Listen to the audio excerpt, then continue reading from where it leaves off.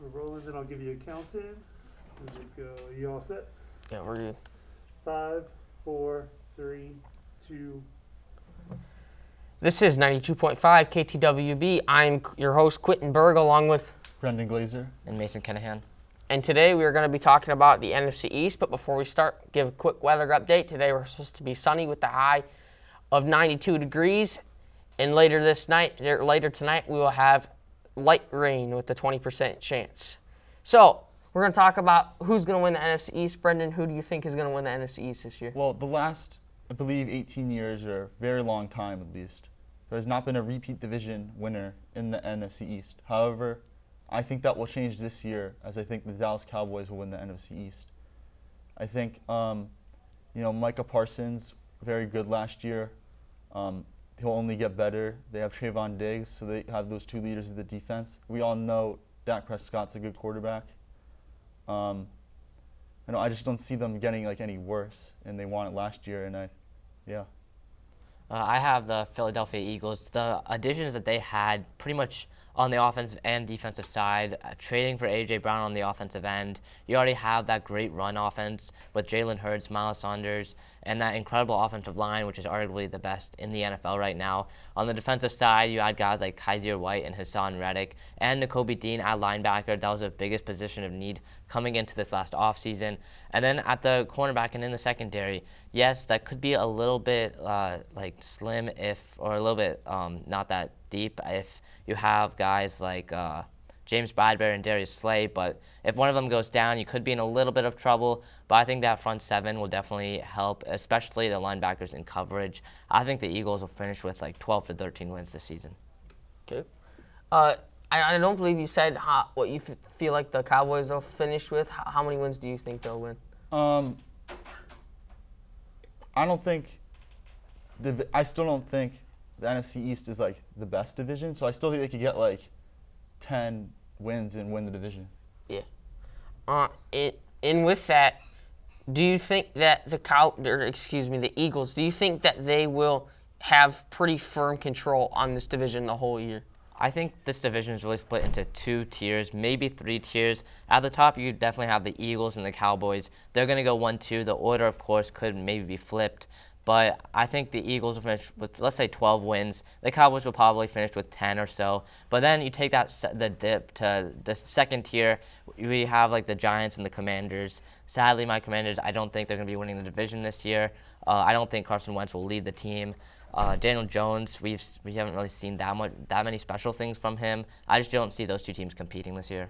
I think the Commanders, while I don't think they'll win division, I think they're a dark horse, and I think that's definitely possible. Yeah. I think Wentz is still upgrade over Heineke, and I think that Chase Young coming back from injury, we all saw what he did his rookie season. I think he'll get back to that level, and they have an improved receiving core. Last year, their second leading receiver was J.D. McKissick, who's their backup running back. They added Jahan Dotson, Logan Thomas. He could stay healthy. Curtis Samuel's coming back. Yeah, Curtis Samuel being healthy. They just have a lot of weapons in offense, and they have one of the best D-lines. So I think, I don't think they'll win the division. I think they definitely can make a case that it's not just the Eagles and Cowboys. Well, the last couple of years, people have been clowning on the NFC East and calling them the NFC least. Do you think it's possible for one of those teams to make the wild card? To make it past the first round? Well, just to make it to the wild card rounds in the playoffs this coming year. Well, the division winner will make it, but the second, I don't think there'll be another team. I think only one team will make it to the playoffs out of the NFC East. But it's definitely possible. Yeah, I think if there's a team that would make it, it will either be the Cowboys or the Commanders. Not both of them, because I just don't see a world where 3 teams from the NFC East is going to make it this year. But I think that one of them could make it as long as they probably get 10 wins. I think with a weaker NFC overall, especially in the NFC South, you don't really have anyone between the Saints and Bucks. And in the North, I feel it's just really going to be the Packers. But it's just a weaker NFC, and I think that they can take advantage of it. I think the NFC South will get a lot of wild card teams. I think the Saints and Bucks will make it, and then I think the Vikings get a wild card, and then probably be another team. So I think there's definitely other divisions in the NFC that will get wild cards probably over the other teams in the NFC East that don't win, the one that doesn't win division. Sticking with the NFL, who do you guys have as winning the NFL MVP this next year? NFL MVP? Yes. Hey, listen, I'm going to say Lamar Jackson. Lamar Jackson, not that far removed from his last MVP year. He doesn't have, he makes do with what he has a lot of the time. In his rookie year, his best receiver was probably like Michael Crabtree or John Brown. He did have rookie Mark Andrews, but unexperienced, led them to the playoffs. Next year, wins MVP just 2 years into his career. You know, made the playoffs again the next year. And then, unfortunately, a lot of injuries didn't make it that next year. But, you know, I think he's just able to, he's one of those guys that he could just put a team on his back and still make do with what he has. And I think that's what he'll do in a tough division. And I think he'll win MVP.